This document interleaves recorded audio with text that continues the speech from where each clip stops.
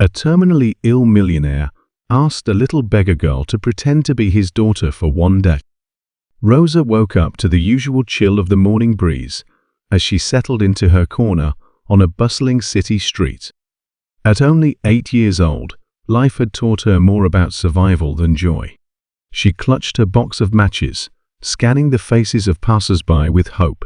Some would glance at her with pity, others with indifference, and a few with disdain. Still, Rosa held her ground, her wide, curious eyes filled with resilience, despite the harshness of her reality. Nearby, a sleek black car rolled to a stop, the roar of its engine softening as it parked. An elderly man stepped out, leaning slightly on his cane. His sharp suit contrasted with the frailty in his demeanor, his movements deliberate but heavy, as though each step carried the weight of an unseen burden. His eyes swept the street until they landed on Rosa. Something in her small figure caught his attention, and he approached her. "Little girl," he began, his voice hoarse yet kind. "What's your name?" Startled, Rosa took a step back, clutching her box tighter. "Rosa," she replied, her voice barely above a whisper. "Rosa?" he repeated, as if testing the name on his tongue. "I need your help. It might sound strange, but it's very important to me.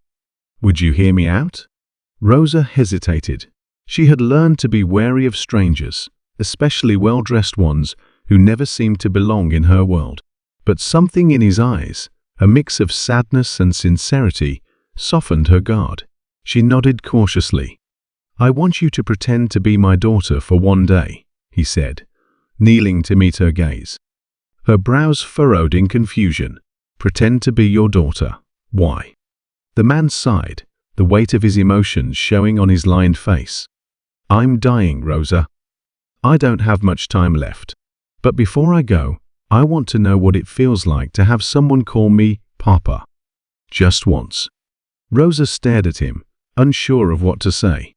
The request was unlike anything she had ever encountered. "What do I have to do?" she finally asked, her curiosity overpowering her doubts. "Just spend the day with me," he said. "I'll make sure you're fed and clothed, and I'll even pay you for your time." Rosa's stomach growled at the mention of food, and her eyes darted to her scuffed shoes and threadbare dress. Slowly, she nodded. The man's face softened into a relieved smile.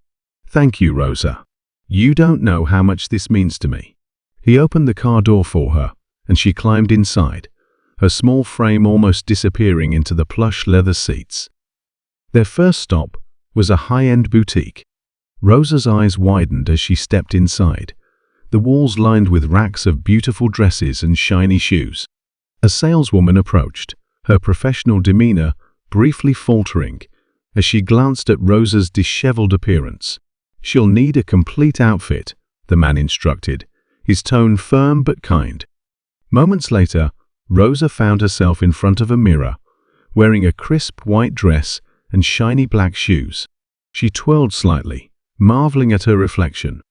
She barely recognized the girl staring back at her. "You look beautiful," the man said, his voice thick with emotion. "Thank you, Papa," she replied, the words slipping out hesitantly, but with a growing warmth. Next, they went to a fancy restaurant. Rosa's eyes darted nervously around the room, taking in the glittering chandeliers and neatly dressed waitstaff. She felt out of place, but the man reassured her. "Order anything you like," he said. The menu was overwhelming, with words she couldn't pronounce. Finally, she pointed to a picture of a dish that looked familiar. When the food arrived, she hesitated, unsure of how to eat with so many utensils. The man chuckled and gently guided her, turning the moment into an impromptu lesson. As they ate, he told her stories from his life. He spoke of his childhood, his struggles, and how he had built his fortune from nothing. Rosa listened intently, her usual defenses lowering, as she realized how lonely he must have been. "Do you have a family?" she asked. "I did," he admitted, "but I lost them, bit by bit. My wife passed away when my daughter was young, and I buried myself in work. By the time I realized how much I had neglected her, it was too late. She grew up, drifted away, and then she was gone too. Rosa's heart ached for him, despite her own hardships. She reached across the table and held his hand. "I'm sorry, Papa," she said softly. The man's eyes filled with tears, and he squeezed her hand in return. Their next stop was an amusement park. For hours, they laughed and played, their worries temporarily forgotten amidst the spinning rides and carnival games. Rosa's laughter echoed through the park as she tried cotton candy for the first time and won a stuffed bear from a game. "Thank you for this, Papa," she said, clutching the bear tightly. "No," he said, his voice full of gratitude. "Thank you, Rosa." As the day drew to a close, they visited a photography studio. The man insisted on taking a portrait to remember their day together. Rosa stood on a small stool to match his height, and they smiled for the camera. "This will be my most treasured photo," he said as the flash went off. Finally, they returned to his mansion. Rosa had never seen a place so grand.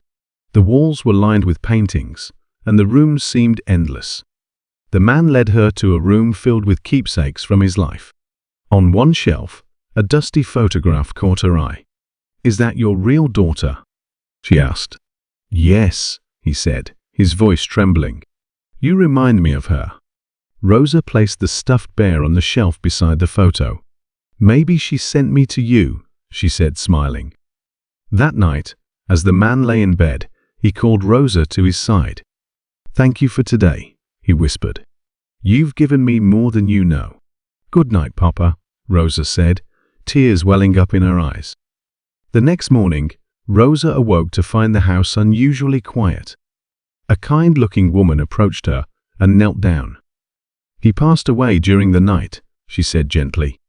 Rosa's heart sank. Though she had known him for only a day, the bond they had formed felt deeper than anything she had ever experienced. A lawyer arrived later that day, carrying a sealed envelope. "The man you knew as Papa left this for you," he said. Inside was a letter and a deed to a trust fund he had set up in her name. The letter read, "Dear Rosa, you gave me something I thought I had lost forever: love, warmth, and a sense of family. Use this gift to make a better life for yourself and others. You were the daughter I always dreamed of, even if only for a day. With love, your Papa." Years later, Rosa had transformed her life. She used the trust fund to establish a foundation for homeless children, ensuring that no child would have to endure the hardships she had faced. At the grand opening of the foundation, Rosa stood on stage, holding the photograph they had taken together. "This is for you, Papa," she said, her voice steady with emotion. "Thank you for believing in me." As the crowd applauded, Rosa felt a sense of peace, knowing she had honored his memory. Their one day together had changed both of their lives forever, proving that love and kindness could transcend even the deepest divides.